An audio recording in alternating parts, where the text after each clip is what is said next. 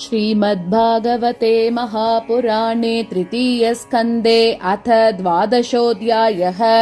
मैत्रेय उवाच इति ते वर्णितक्षत्तः कालाख्यः परमात्मनः महिमा वेदगर्भोत यथा स्राक्षीन्निबोध मे। ससर्जाग्रेन्दतामिस्रम् अततामिस्रमादिकृत् महामोहं च मोहं च तमश्चाज्ञानवृत्तयः। दृष्ट्वा पापीयसीं सृष्टिं नात्मानं बह्वमन्यत भगवद्ध्यानपूतेन मनसान्यां ततो सृजत्। सनकं च सनन्दं च सनातनमतात्मभूः सनत्कुमारं च मुनीन् निष्क्रियाणूर्ध्वरेतसः। तान् बभाषे स्वभूः पुत्रान् प्रजासृजतः पुत्रकाः तन्नैच्छन्मोक्षधर्माणो वासुदेवपरायणाः। सोऽवध्यातः सुतैरेवं प्रत्याख्यातानुशासनैः क्रोधं दुर्विषहं जातं नियन्तुम् उपचक्रमे। धिया निगृह्यमानोऽपि भ्रुवोर्मध्यात् प्रजापतेः सद्यो जायत तन्मन्युः कुमारो नीललोहितः। स वैरुरोध देवानां पूर्वजो भगवान् भवः नामानि कुरु मे धातः स्थानानि च जगद्गुरो। इति तस्य वचः पाद्मो भगवान् परिपालयन् अभ्यदात् भद्रया वाचा मारोदीस्तत्करोमि ते। यदरोदीसुरश्रेष्ठ सोद्वेग इव बालकः ततस्त्वामभिदास्यन्ति नाम्ना रुद्र इति प्रजाः। हृदिन्द्रियाण्यसुर्व्योम वायुरग्निर्जलं महि सूर्यश्चन्द्रस्तपश्चैव स्थानान्यग्रे कृतानि मे। मन्युर्मनुर्महिनसो महान् शिवरुदध्वजः उग्रेता भवः कालो वामदेवो धृतव्रतः। धीर्धृतिरशनो मोच नियुत्सर्भिरिलाम्बिका इरावती सुधा दीक्षिता रुद्राण्यो रुद्रते स्त्रियः। गृहानैतानि नामानि स्थानानि च सयोषनः एभिः सृज प्रजा बह्वी प्रजानामसि यत्पतिः। इत्यादिश्च स्वगुरुणा भगवान् नीललोहितः सत्त्वाकृतिः स्वभावेन ससर्जात्मसमाः प्रजाः। रुद्राणां रुद्रसृष्टानां समन्ताद्ग्रसतां जगत् निशाम्यासङ्ख्यशो यूतान् प्रजापतिरशङ्कत। अलं प्रजाभिः सृष्टाभिः ईदृशीभिः सुरोत्तम मया सह दहन्तीभिः दिशश्चक्षुर्भिरुल्पणैः। तप आतिष्ठ भद्रं ते सर्वभूतसुखावहं तपसैव यथा पूर्वं स्रष्टा विश्वमिदं भवान्। तपसैव परं ज्योतिः भगवन्तमदोक्षजं सर्वभूतगुहावासम् अञ्जसा विन्दते पुमान्। मैत्रेय उवाच एवमात्मभुवादिश्चः परिक्रम्य गिरां पतिं बाडमित्यमुमामन्त्र्य विवेश तपसेवनम्। अताभिध्यायतः सर्गं दशपुत्रा प्रजज्ञिरे भगवच्छक्तियुक्तस्य लोकसन्तानहेतवः। मरीचिरत्र्यङ्गिरसौ पुलस्त्य पुलः क्रतुः भृगुर्वसिष्ठो दक्षश्च दशमस्तत्र नारदः। उत्सङ्गान्नारदो जज्ञे दक्षोऽङ्गुश्चात् स्वयम्भुवः प्राणाद्वसिष्ठ संज्ञातो भृगुस्त्वशिखरात् क्रतुः। पुलहो नाभितो जज्ञे पुलस्त्यः कर्णयो ऋषिः अङ्गिरा मुखदोक्ष्णोत्रिर्मरीचिर्मनसो भवत्।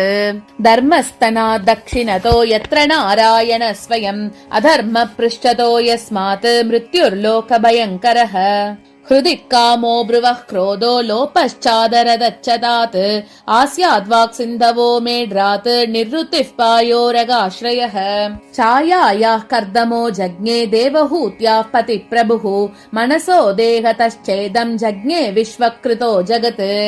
वाचं दुहितरं तन्वीं स्वयंभूर्हरतीं मनः अकामां चकमे क्षत्तः सकाम इति न श्रुतम्। तमधर्मे कृतमतिं विलोक्य पितरं सुताः मरीचिमुख्या मुनयो विश्रम्भात् प्रत्यबोधयन्।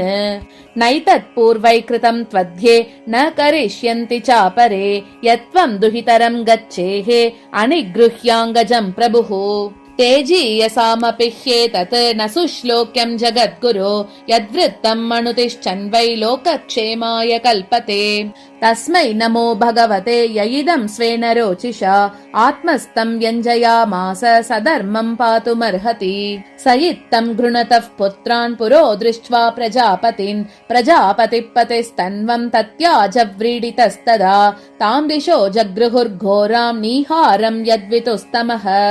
कदाचिद्यायतस्रश्चुः वेद आस्मंश्चतुर्मुखात् कथं स्रक्ष्याम्यहं लोकान् समवेतान् यथा पुरा चातुर्होत्रम् कर्म तन्त्रम् उपवेदनयैः सह धर्मस्य पादाश्चत्वारः तथैवाश्रमवृत्तयः विदुर उवाच स वै विश्वसृजामीशो वेदादीन्मुखतो सृजत् यद्यद्येनासृजद्देवः तन्मे ब्रूहितपोदन मैत्रेय उवाच ऋग्यजुस्साम अथर्वाक्यान् वेदान् पूर्वादिभिर्मुखैः शास्त्रम् इज्यां स्तुतिस्तोमम् प्रायश्चित्तम् व्यदात्क्रमात् आयुर्वेदम् धनुर्वेदम् गान्धर्वम् वेदमात्मनः स्थापत्यम् चासृजत् वेदम् क्रमात् पूर्वादिभिर्मुखैः इतिहासपुराणानि पञ्चमम् वेदमीश्वरः सर्वेभ्य एव वक्त्रेभ्यः ससृजे सर्वदर्शनः षोडशयुक्तौ पूर्ववक्त्रात्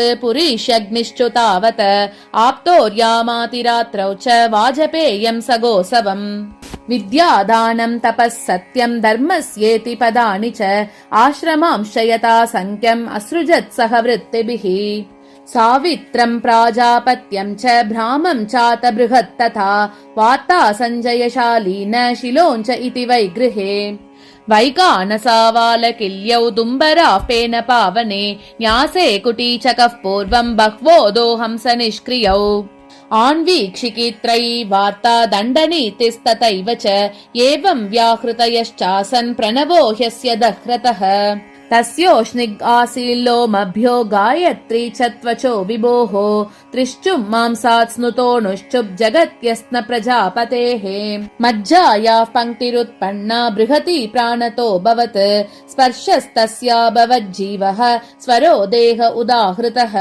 ऊष्मानम् इन्द्रियान् याहुः अन्तस्ता बलमात्मनः स्वराः सप्तविहारेण भवन्ति स्म प्रजापतेः शब्द ब्रह्मात्मनस्तस्य व्यक्ताव्यक्तात्मनः परः ब्रह्मावभाति विततो नानाशक्त्युपब्रह्मितः ततो परामुपादाय ससर्गाय मनो ददे ऋषीणाम् भूरिवीर्याणामपि सर्गमविस्तृतम् ज्ञात्वा तत्हृदये भूयः चिन्तयामास कौरव अहो अद्भुतमे तन्मे व्यापृतस्यापि नित्यदा न ह्येदन्ते प्रजानूनम् दैवमत्र विघातकम् एवं युक्तकृतस्तस्य दैवम् चावेक्षतस्तदा कस्य रूपमभूद्वेता यत्कायम् अभिचक्षते ताभ्याम् रूपविभाकाभ्याम् मिथुनम् समपद्यत यस्तु तत्र पुमांसोऽभूत् मनुस्वायम्भुवस्वराट् स्त्रियासीत् शतरूपाख्या महिष्यस्य महात्मनः